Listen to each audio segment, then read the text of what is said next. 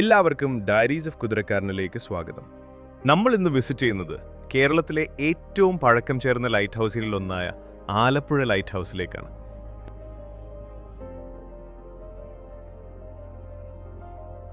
പ്രവേശന സമയം രാവിലെ 9 മുതൽ 11:45 വരെയും ഉച്ചയ്ക്ക് ശേഷം 2 മണി മുതൽ 5:30 വരെയുമാണ്. ഇന്ത്യൻ പൗരന്മാർക്ക് 20 രൂപയും വിദേശികൾക്ക് 50 രൂപയും പ്രവേശന ഫീസ്. ആലപ്പുഴ ബീച്ചിന് സമീപം സ്ഥിതി ചെയ്യുന്ന കേരളത്തിലെ ഏറ്റവും പഴക്കം ചേർന്ന ലൈറ്റ് ഹൗസുകളിൽ ഒന്നാണ് 1862 നിർമ്മിച്ച Alappuzha light house.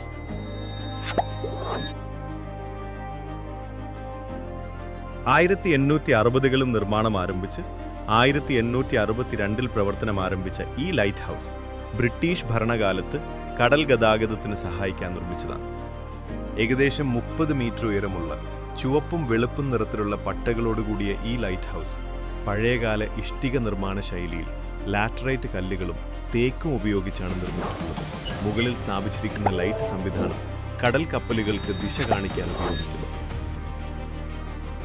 Alappuzha railway സ്റ്റേഷനിൽ നിന്ന് ഏകദേശം 4 മുതൽ 5 വരെ കിലോമീറ്റർ ദൂരത്തിലുള്ള ഈ സ്ഥലത്തെ ബസ്, ഓട്ടോ, ടാക്സി എന്നിവ ഉപയോഗിച്ച് എളുപ്പത്തിൽ എത്തിച്ചേരാം.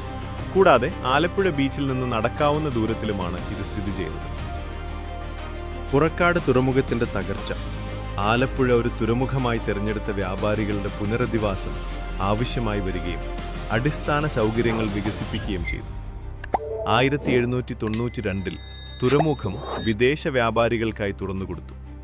18-ാം നൂറ്റാണ്ടിൽ പതിവായി വിളക്കുമാടമുണ്ടായിരുന്നില്ല. തുറമുഖത്തിന്റെ മുൻവശത്ത് ഒരു വിളക്ക് മാത്രമേ നാവികർക്ക് ഉപകാരപ്പെട്ടിരുന്നുള്ളൂ. തുറമുഖ പ്രവർത്തനങ്ങൾ വർദ്ധിച്ചതോടെ അധികാരികൾക്ക് ഒരു വിളക്കുമാടം പണിയേണ്ടി വന്നു. ഇപ്പോഴത്തെ വിളക്കുമാടത്തിന്റെ നിർമ്മാണം തിരുവിതാംകൂർ ഭരണാധികാരിയായിരുന്ന മാർത്താണ്ഡവർമ്മ രണ്ടാമന്റെ ഭരണകാലത്ത് ആരംഭിച്ച് തിരുവിതാംകൂർ മഹാരാജാവായിരുന്ന ഹിസ് ഹൈനസ് രാമവർമ്മയുടെ ഭരണകാലത്താണ് പൂർത്തിയായത്. 1860 ഏപ്രിൽ 26-ന് ശ്രീമതി മേരി ആനി ക്രോഫോർഡാണ് ആദ്യ കല്ല് സ്ഥാപിച്ചത്.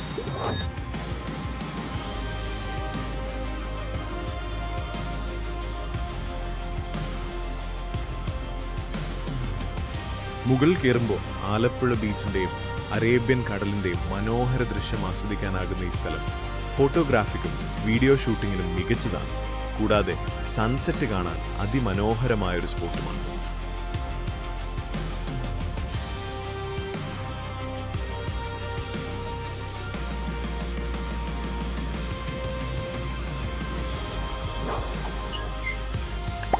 (2007) മുതൽ ഈ കെട്ടിടം പൊതുജനങ്ങൾക്കായി തുറന്നിരിക്കുന്നു.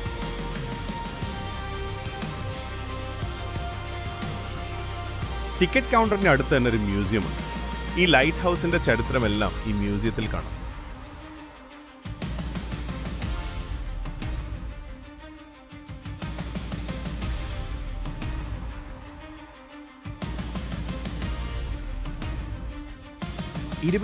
മീറ്റർ ഉയരമുള്ള ലൈറ്റ് ഹൗസിൽ ഒരു തേക്ക് കൊണ്ട് നിർമ്മിച്ച ഒരു സർപ്പിള പടിക്കെട്ടുണ്ട്. ബർമിംഗ്ഹാമിലെ മെസ്സേഴ്സ് ചാൻസ് ബ്രദേഴ്സ് വിതരണം ചെയ്ത വെളിച്ചെണ്ണ ഇരട്ട തിരിവിളക്ക് ലൈറ്റ് സോഴ്സ് ഉള്ള ഒരു ഫസ്റ്റ് ഓർഡർ ഓപ്റ്റിക്കൽ ഉപകരണം 1862 മാർച്ച് 28-ന് സ്ഥാപിക്കുകയും കമ്മീഷൻ ചെയ്യുകയും ചെയ്തു. 1952 വരെ ഇതേ ഉപകരണം തുടർന്നു. പിന്നീട് AGA നിർമ്മിതിയുടെ 500 millimetre drum optic, DA gas flasher എന്നിവ ഉപയോഗിച്ച് മാറ്റിസ്ഥാപിച്ചു.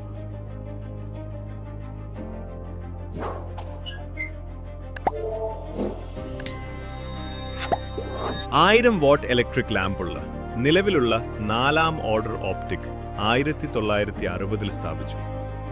1960-ൽ സ്റ്റേഷനിലേക്ക് മെയിൻ വിതരണം വ്യാപിപ്പിച്ചു. ഇത് പാരീസിലെ മിസ്റ്റേഴ്സ് BBT വിതരണം ചെയ്ത വൈദ്യുതപരമായി പ്രവർത്തിക്കുന്ന 4ാം ഓർഡർ റിവോൾവിംഗ് ഓപ്റ്റിക് സിസ്റ്റം സ്ഥാപിക്കാൻ പ്രാപ്തമാക്കി. ഇത് പഴയ ഉപകരണങ്ങൾ മാറ്റി സ്ഥാപിച്ച് 1960 ഓഗസ്റ്റ് 4-ന് കമ്മീഷൻ ചെയ്തു.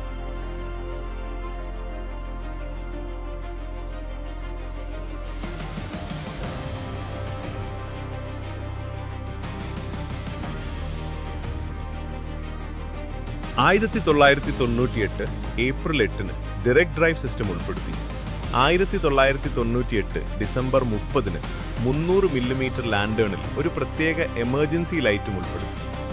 1999 ഫെബ്രുവരി 28-ന് incandescent lamp 230 volt 150 watt metal halide lamp ഉപയോഗിച്ച് മാറ്റിസ്ഥാപിച്ചു.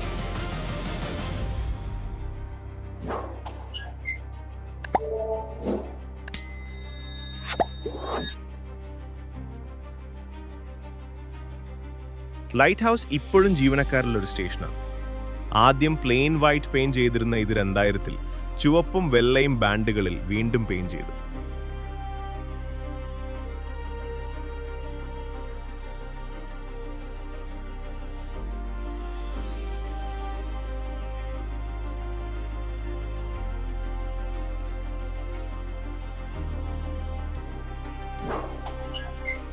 മുകളിലേക്ക് എത്താൻ പടികൾ കയറേണ്ടതുണ്ട്. ഇത്തരം കൂടുതൽ വീഡിയോകൾക്കായി ചാനൽ സബ്സ്ക്രൈബ് ചെയ്യാനും ഉച്ചസമയങ്ങളിൽ ചൂട് കൂടുതലായിരിക്കുന്നു, തിരക്ക് സമയങ്ങളിൽ ക്യൂ ഉണ്ടാകാനിടയുണ്ടെന്നും കൂടാതെ ക്ലോസ്ട്രോഫോബിയ ഉള്ളവർ കയറുന്നത് ഒഴിവാക്കുന്നത് നല്ലതാണ്.